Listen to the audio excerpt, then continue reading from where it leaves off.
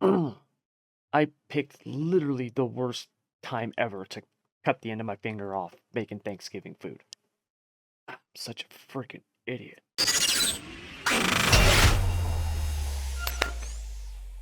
What's up, everybody? Thomas Brandon here. Thank you very much, as always, for joining me. And really quick, before I get into the rest of this video, do me a favor, please. If you like the videos on this channel, if you like what I are covering here in this video, do me a favor and subscribe.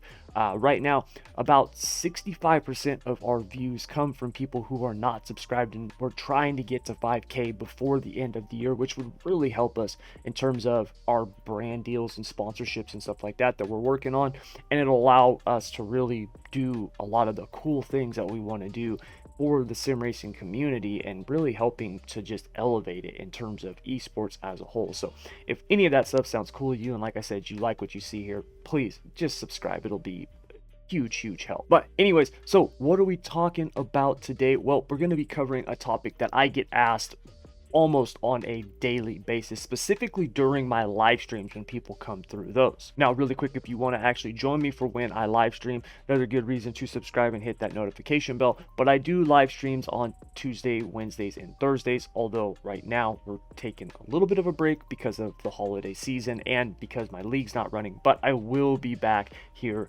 very soon. But like I was saying, this is a question I get asked a ton, and it's basically, Tommy, what do I do, or do you have any tips for me when it comes to starting a new form of racing here in iRacing, a new series, a new league, a new car, a new form, whatever? Now, as somebody who works with new drivers literally on a daily basis, I have a unique perspective when it comes to this. And not only that, I too was once a rookie, and in fact, I'm pretty much a rookie of D class when it comes to my road racing, which I've been doing a whole lot more of as of late. So because of this, I wanted to put out this video so that way I could kind of give you 4 or 5 tips that would help you in terms of what to expect, but not only that, so you can have a much better experience, which is why all of us started doing sim racing in the first place. So with all of that being said, let's dive right in to the 5 things that I think you need to know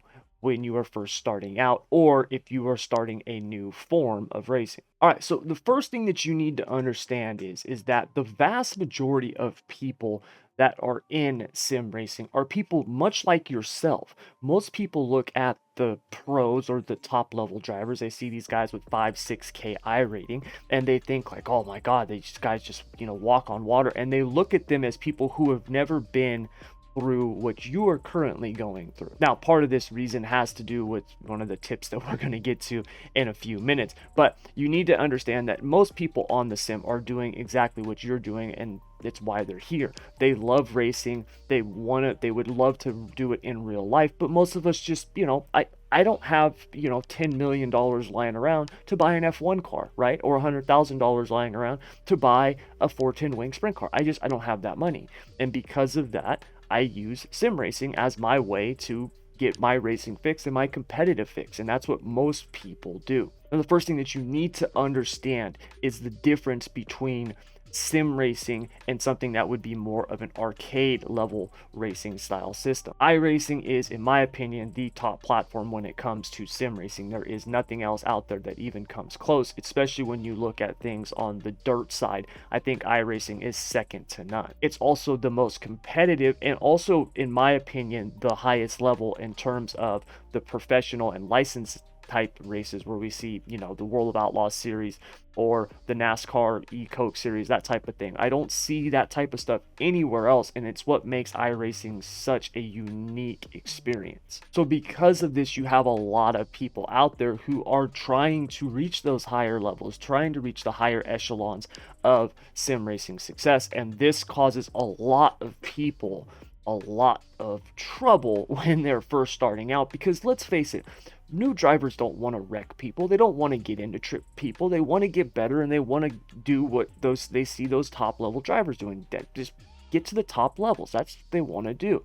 And they have a hard time reaching that because of some of these things that they have to overcome. The first thing that you want to be doing, whether you are a flat out rookie to iRacing or if you are starting a new discipline of racing, like I said, like I'm doing right now with road racing, the first thing that you want to do is practice. Now, I know that that seems like such a like just common sense thing where you're just like, well, of course, Tommy, you would want to practice. But it's amazing to me how many people don't actually practice. I have people all the time who will schedule one-on-one sessions with me that will actually pay money for me to work with them one-on-one. And I'll ask them, hey, how much are you practicing? And they'll be like, yeah, man, very, very little. Now, I do understand that people have time constraints, which is one of the difficult things when it comes to sim racing, because it's so hard and competitive. It can be hard for people to become really good really fast if they don't have the time to put into it. But nevertheless, you need to practice. Now, when it comes to practicing, there are many different ways of doing this.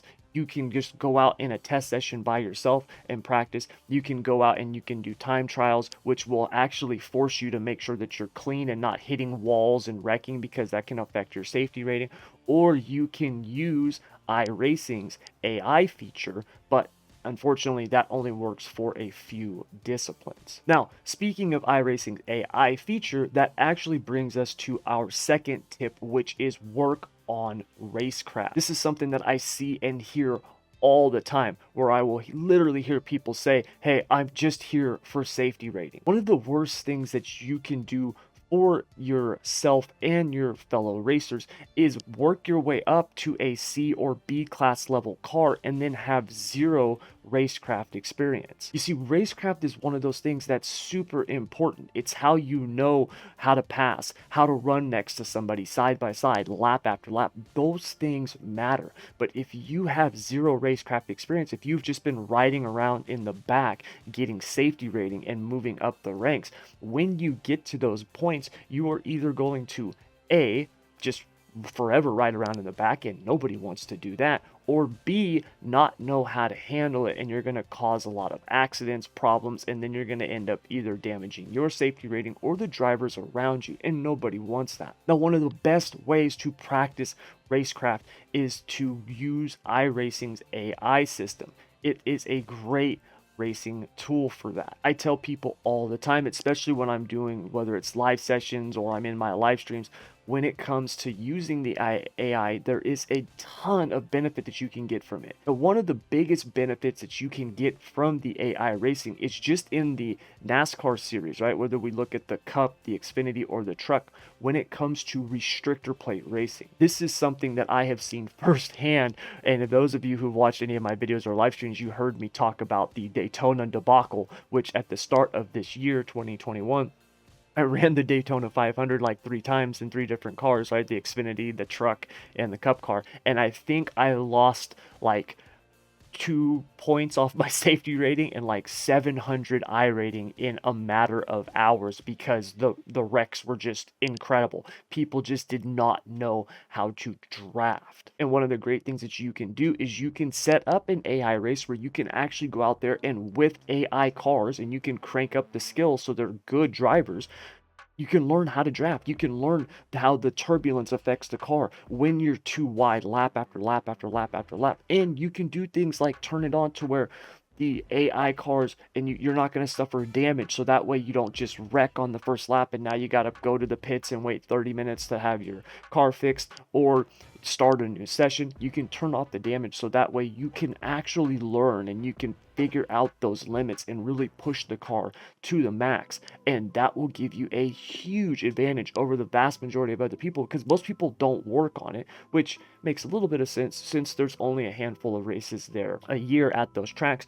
But when it comes to something like the next gen car, you're drafting at a lot of tracks now. So drafting is one of those things that's really important and can make a huge difference. Now, not only can AI racing help you when it comes to drafting, but it can also help you in things like road racing or even the super late models on the asphalt side, which they added this last season, which is a huge benefit. Number 3 on our list is one of the things that I recommend a lot of new drivers do, especially if they don't have thick skin, and that is mute the chat. Now, this is something that I have talked about really since the beginning of SSR, and that is sim racing takes keyboard warriors to the next level. It absolutely baffles me how what people think they can say to another person. And they actually, I mean, they can say it, but it baffles me that they say the stuff that they say, because it's almost as if they forget that they too were once a rookie. Not only that, but I have literally seen people sit there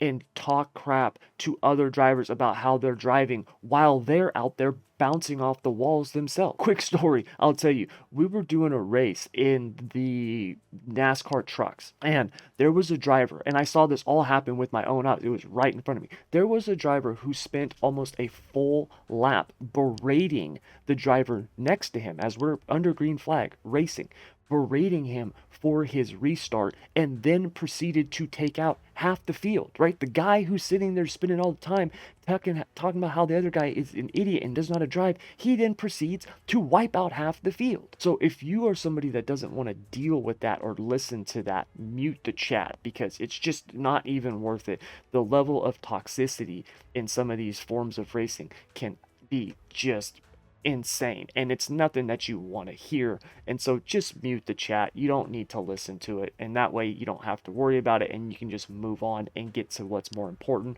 which is racing and having a good time. Now, there is a situation where you will want to use the chat, and that is for step or tip number 4, and that is, when in doubt, apologize. This is one of the things that a lot of drivers don't do, and it's not because they don't care. It's not because they're just like, screw you, I'll just hit you and not even worry about it. For the most part, it has to do with the fact that people feel embarrassed when they mess up. There's times where sometimes things just happen. All right, these cars, for as great as they are and as awesome as the physics are and the tires and all that stuff like that, they're still not perfect. Hell, during the pandemic, when they were doing those pro invitationals, you heard real world NASCAR drivers saying, dude, these things are harder to drive than the real thing. And when stuff happens and when you make a mistake, just apologize and move on. I know it's embarrassing. I know it sucks. We don't like to be like, dude, that was on me and my bad and I'm sorry. Just apologize and move on. Also, on the flip side of that, if you were somebody that was involved in a wreck and somebody messes up and takes you out and they apologize to you, just say it, no problem, and move on. You don't need to say, well, that was a stupid move, or think about it next time, or what are you doing? Because that's why people don't want to apologize. They don't want to be berated. That's why people are driving around with their chats muted, because if they make a mistake, the last thing they want to hear is somebody calling them an idiot or a schmuck or a tool. It does nothing good, and it doesn't help anybody. So just apologize if you mess up, move on, and if somebody messes up and it messes up your race, takes you out, and they apologize, just accept it and move on. All right, and that brings us to our 5th and final tip, and this is actually for just beginners, experienced drivers, everybody, because to me it makes the whole sim racing experience so unique, and it's really what makes it incredible, and that is, find a community. Now, when it comes to finding a community, there's no shortage of them. There's Facebook groups, there's Discord servers. Heck, the School of Sim Racing community, we've got 3,000 members just in our Discord server, and it does a huge amount of help and benefit to the drivers in it, because it allows you to not only talk to other drivers in a text chat or ask for help or bounce ideas off them, but it also allows you to get into voice channels with people and go into races with them. Heck, during yesterday's next gen race, which I was, doing pack racing at, I was racing with my buddy Jordan. Jordan is somebody that I met in SSR. He's now a friend, in not just in the community, but I would consider him a friend, along with many other ones like Bruce and Greg and Kale and Brady. I mean, all the guys that I race with on a consistent basis, day in and day out, they are now friends, and I met them through SSR in our community. It's one of the best things about sim racing, the fact that you can get together with people from all over the world and do something that you and they love, have a good time doing it, and you have people around you that can not only offer help and advice, but that you can help and advise as well, and it just raises everybody's skill level and makes it a much more enjoyable time in the sim. One of the things that I love and miss the most about all the years I did dirt racing was the dirt racing community. A lot of people think of racing in the pits, and you see, you know, the idiots on TV where there's fist fights and everyone's yelling and screaming at each other, but that's not really how it is. For the most part, it's a community. And if you got a problem, you'd be amazed at how many people will come and help you. Your competitors, people you're trying to beat on the track, are there to help you fix your car. Because at the end of the day, they're all there for the same reason you're there, which is to race. And it's something you love and you want to get out there and compete. And that's what makes the racing community so amazing. And if you are by yourself in the sim, find a community. You'll be amazed at how much it will just make this more enjoyable and also help you increase your skills. All right, guys, so that's going to do it. That is the 5 tips for new racers or those who are trying a new discipline of racing here in iRacing. And I hope that helps you, because like I said, there's a lot of people out there who are struggling and they don't know what to do and they don't know what they should be focusing on. And at the end of the day, it's pretty straightforward, man. Just practice, work on Racecraft, and when it comes to things like the chat and stuff, just mute it if you don't want to deal with it. If you make a mistake, apologize, find yourself a community, do those 5 things, and it will help you immensely. So thank you guys as always very much for joining me. And really quick before I go, do me a favor, if you like this, please hit that like button. I know we didn't cover anything racing in the car or setups or anything like that, but this is something I've been asked a lot and I wanted to get it out there. So if you like this, please hit that like button. Also make sure to share it with other people out there. If you know other new drivers or you think other drivers are going to need to see this, which I know personally there's probably a ton that need to see it, share it, whether it's the Facebook groups or your YouTube channel, whatever, I don't care, just share it, get it out there so other people can find it and get the help that they need. And if you want to actually join what I think is the best sim racing community online today, head over to schoolofsimracing.net and then click the button join community, and that'll get you on the email list, plus the Discord community and the Facebook group, and it'll set you up for the 4th and final secret code that I will be putting out here in just a couple of days. And the secret code is only going to be going out to the email list. I just sent one out before recording this video, and we've got one more secret code that I'm going to be sending out for the SSR 5K giveaway. If you want to actually join that, you can find the link for that down in the description below. So make sure you do all of those things, and if you do, I will be back here very, very soon. And until then, as always, you guys, good luck, good racing, take care.